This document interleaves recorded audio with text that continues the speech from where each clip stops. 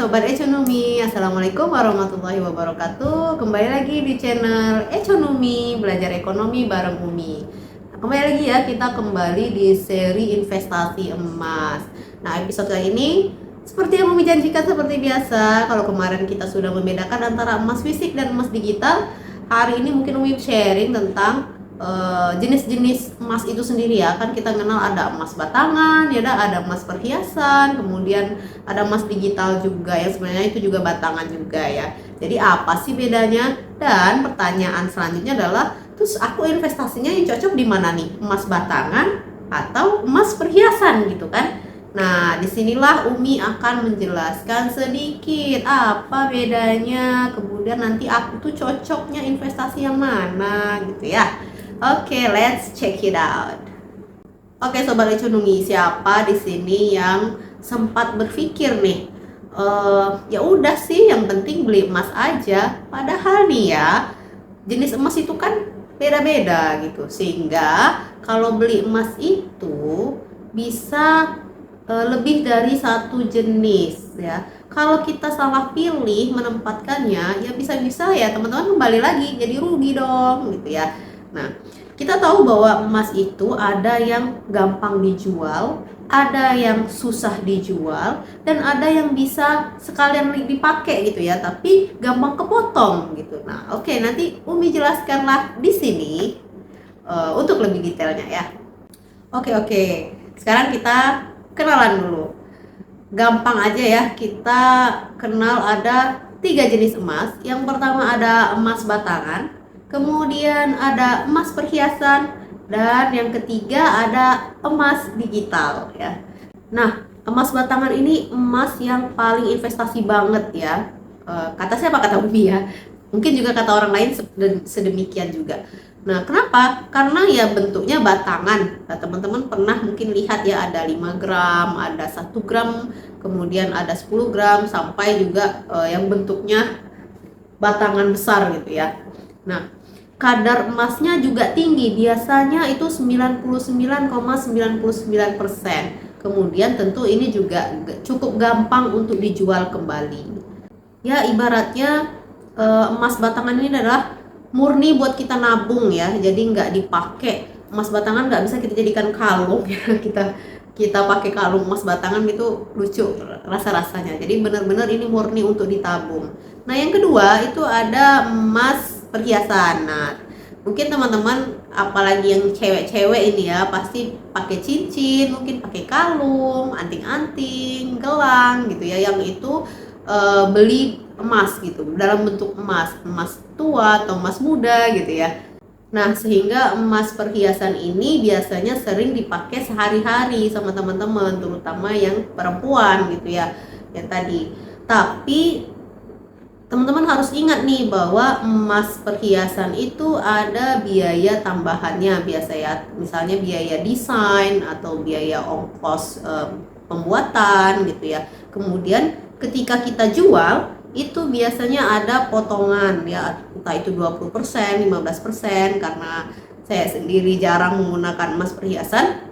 Jadi untuk saat ini saya kurang tahu berapa potongannya ya, mungkin 15 sampai 20 gitu dibanding dengan emas batangan. Nah, terus kalau dibilang cocok ya cocok-cocok aja kalau teman-teman mau investasinya dalam bentuk emas perhiasan, karena mungkin lebih praktis dan juga bisa buat gaya juga kan ya.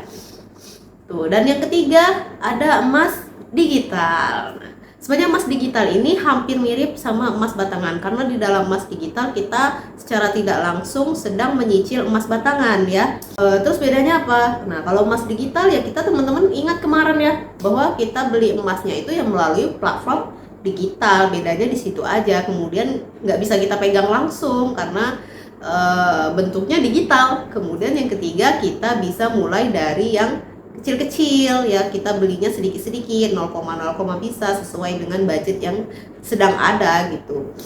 Nah, emas digital tentu cocok untuk teman-teman, terutama kalau generasi muda ataupun yang belum mungkin memiliki banyak uang dingin, karena lebih praktis ya, bisa dicicil tadi ya. Kemudian kalau sudah mencapai gramasi tertentu bisa kita fisikkan dalam bentuk emas batangan. Oke, sekarang kita masuk dalam perbandingan nih. Kita mau bandingin gimana sih emas batangan, emas perhiasan, dan juga emas digital ini tadi. Perbandingannya mungkin seperti ini ya. Kalau emas batangan itu biasanya paling cocok untuk investasi, that I said ya. Harga paling dekat dengan pasar tentunya juga yang kedua. Kenapa? Karena biasanya harga belinya itu misalnya 2,8 juta per gram, maka harga jualnya nggak jauh beda ya, mungkin 2,7 atau ya turun 100.000 lah gitu ya. Nah, sedangkan yang lain tidak demikian. Kemudian tentu emas batangan itu gampang dijual. Nah, kalau emas perhiasan yang kelebihannya yang mungkin bisa dipakai, tentunya seperti cincin, gelang, kalung, anting-anting ya kita gunakan. Sebagai perempuan itu juga bisa membuat diri kita makin kelihatan lebih cantik gitu ya. Kemudian yang kedua ya enak buat gaya-gayaan ya. Kita bisa kalau teman-teman fungsinya ya buat gaya ya emas perhiasan sangat cocok. Dan yang ketiga, kita mungkin ini perbandingan yang sedikit menjadikan kelemahan dari emas perhiasan, yaitu nilai investasinya biasanya agak sedikit turun ya, atau kurang optimal dibanding dengan kita punya emas batangan. Kemudian yang ketiga ada emas digital. Tentu kelebihannya lebih praktis karena kita simpannya dalam bentuk digital. Kemudian yang kedua itu bisa nabung sedikit-sedikit, itu yang paling enak di emas digital ya.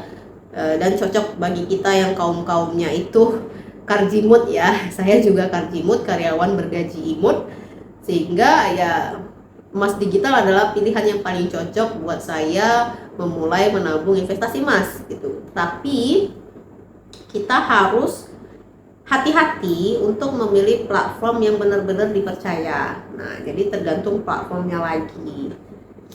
Oke, pertanyaan inti dari episode ini adalah mana yang harus kita beli buat investasi gitu ya. Nah, ini tergantung jenis, tujuan, dan jawabannya nanti ya. Kalau teman-teman benar-benar mau investasi secara murni gitu ya, atau murni investasi, maka Umi menyarankan ya tabungan emas batangan ya. Kemudian kalau memang biar bisa sambil dipakai ya nggak apa-apa, teman-teman investasi di emas perhiasan. Kemudian kalau pengennya praktis dan bisa dimulai dari yang kecil-kecil dulu atau nyicil, ya emas digital juga lebih cocok jawabannya. Tuh ya. Jadi jangan sampai kebalik ya. Niatnya investasi tapi beli perhiasan yang terlalu mahal sehingga kita pas mau jual jadi ngerasa rugi ya.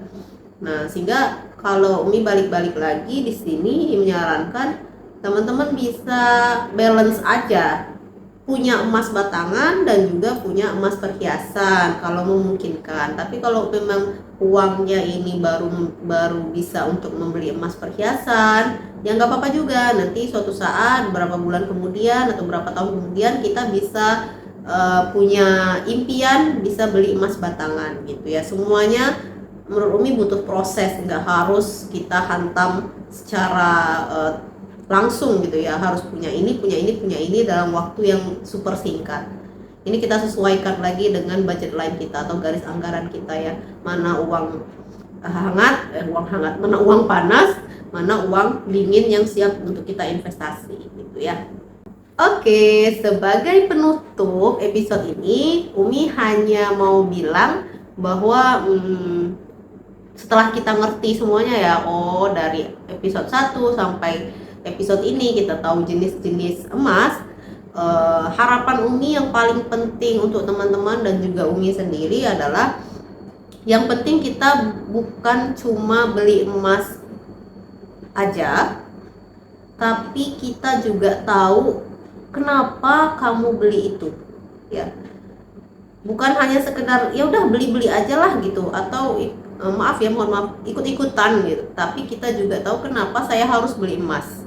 Nah, bertanya pada diri sendiri, apakah ini buat masa depanku atau ada sesuatu rencana 2 tahun 3 tahun ke depan yang ingin kalian gapai, dan harus nabung mulai saat ini, nah itu juga bisa menjadi alasan kenapa kamu harus beli emas sekarang ya. Nah, kamu sendiri ya terserah nanti mau masuk ke tim emas batangan, mau masuk tim emas perhiasan, emas digital, atau ternyata bisa ngebalancekan tiga-tiganya. Aku juga punya emas batangan, aku punya emas perhiasan, dan tentu aku juga ada simpanan emas digital. Itu lebih bagus lagi teman-teman.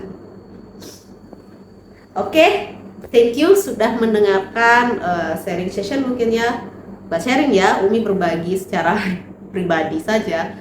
Semoga bermanfaat, dan jika ada pertanyaan silahkan ditulis di kolom komentar. Jangan lupa Umi mohon di like, di subscribe, dan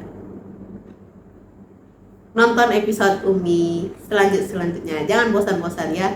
Bye bye. Assalamualaikum warahmatullahi wabarakatuh.